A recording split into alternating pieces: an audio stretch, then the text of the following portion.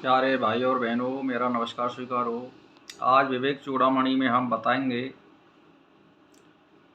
कि कर्म का आधार क्या है। कर्म का आधार क्या है, तो इसमें सुनिए।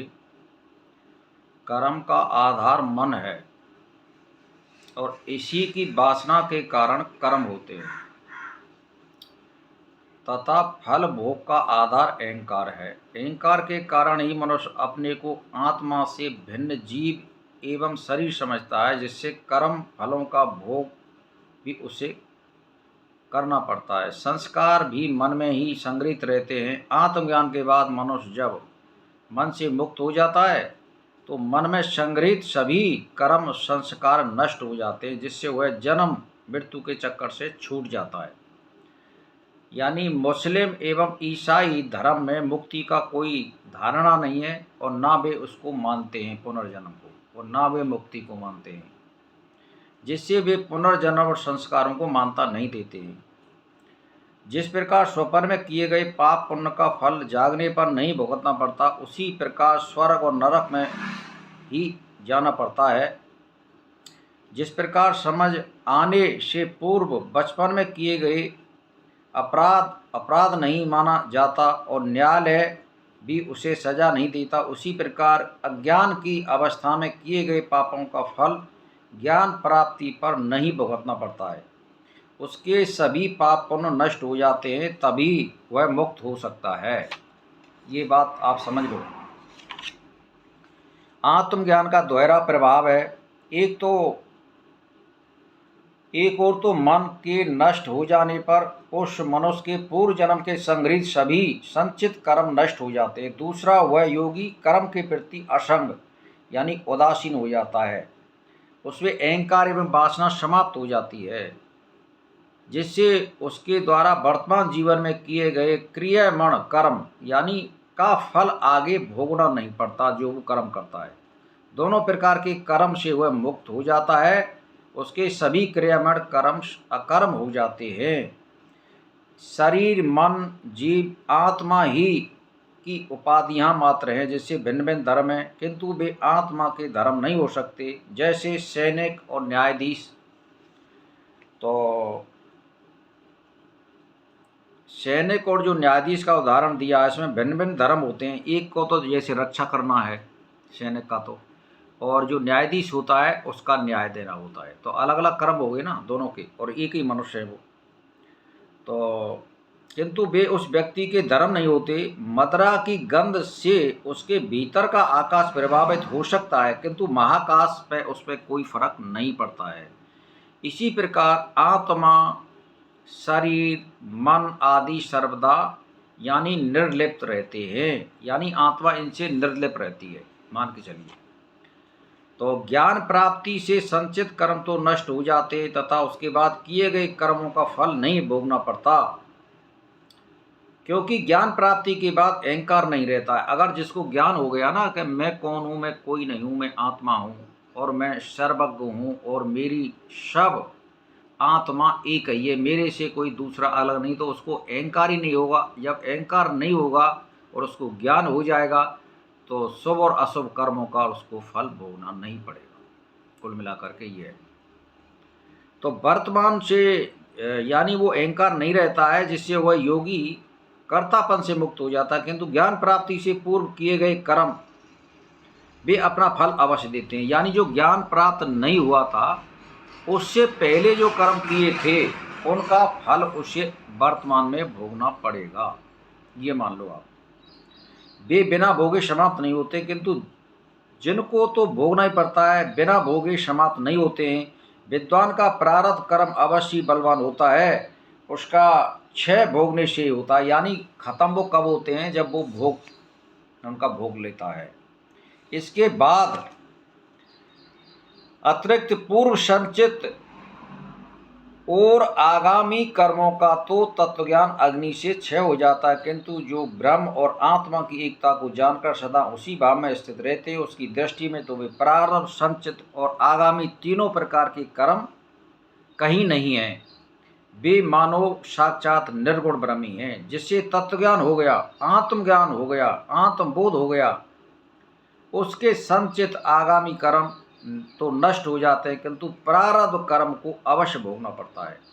किंतु जो नित्य निरंतर ब्रह्म भाव में ही लीन रहते हैं, वे तीनों प्रकार के कर्मों का क्षय हो जाता है, यानी उसको वर्तमान में भी कुछ भी नहीं भोगना पड़ता है, क्योंकि वे ब्रह्म स्वरूप हो जाते हैं।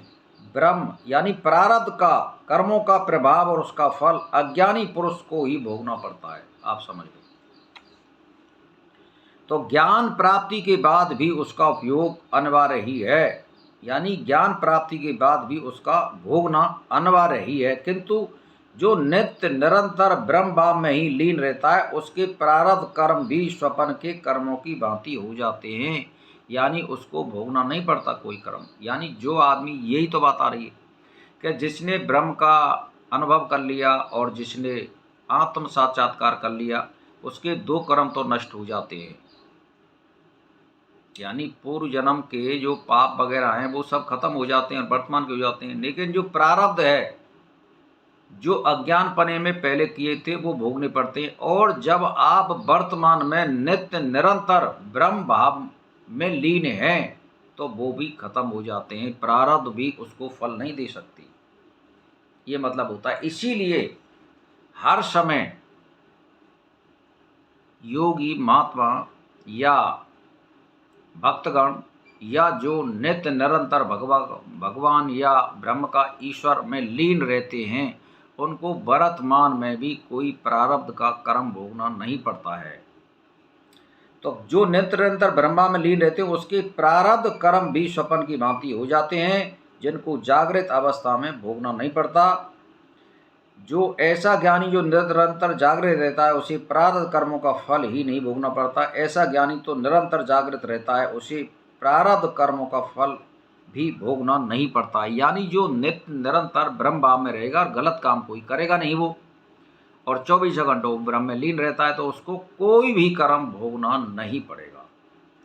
जगा हुआ पुरुष स्वप्न के प्रातिभाषिक देह तथा उस देह के उपयोगी स्वप्न प्रपंच में कभी अहता ममता में मेरापन यहपन नहीं करता। वह तो केवल जागृत भाव में ही रहता है। जिस प्रकार जागृत अवस्था में पुरुष को स्वप्नावस्था में अनुभव किए गए पदार्थों में मैं मेरा आदि भाव नष्ट हो जाते हैं, उसी प्रकार अज्ञान की अवस्था में मैं और मेरा भाव होता है। वह ज्ञान प्राप्ति के बाद श्रद्धा नष्ट हो जाता है, तो सर्वत्र एक ही ब्रह्म दिखाई देता है और वो नित्य निरंतर एक ही ब्रह्म भाव में दृष्टि रखता है, सम भाव रखता है।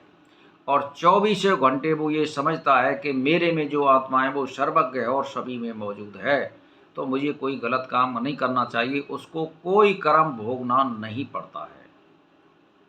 जो मान के चलिए, जैसे आत्मज्ञान हो गया, जिसके ब्रह्म को अपना स्वरूप मान लिया, उसकी अनात्म पदार्थों के संग्रहित की वृत्ति को समाप्त हो जाती है। यानी हीरा मिल जाए वह फिर कंकड़ पत्थर का संग्रह क्यों करेगा।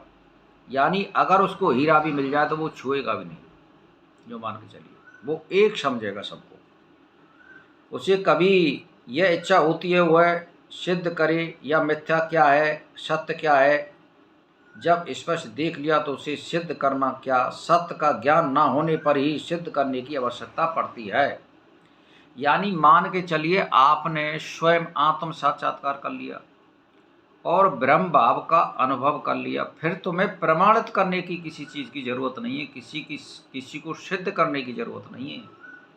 ये मान लो आप भाई, जब आपने धोखे में एक जेवरी पर या टायर पर आए और अंधेरे में वो आप ठिठक गए और देखा और वन के श्याप है, तो तब आपने प्रकाश किया तो देख लिया कि वो टायर है।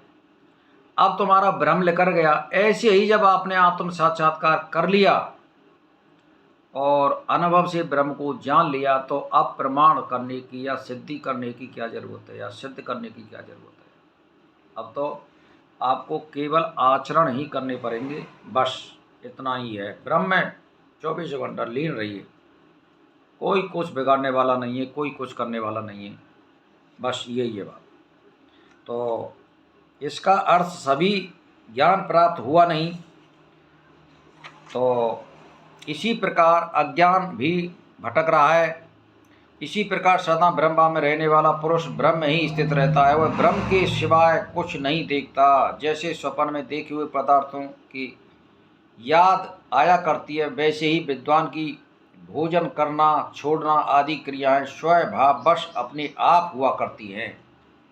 ज्ञान प्राप्ति के बाद मनुष्य की स्वाभाविक अस्वाभाविक क्रियाएं तो अपने आप स्वभाववश चलती रहती हैं, किंतु उसके पीछे वासना, अहंकार, कर्तव्यता भावना नहीं रहती।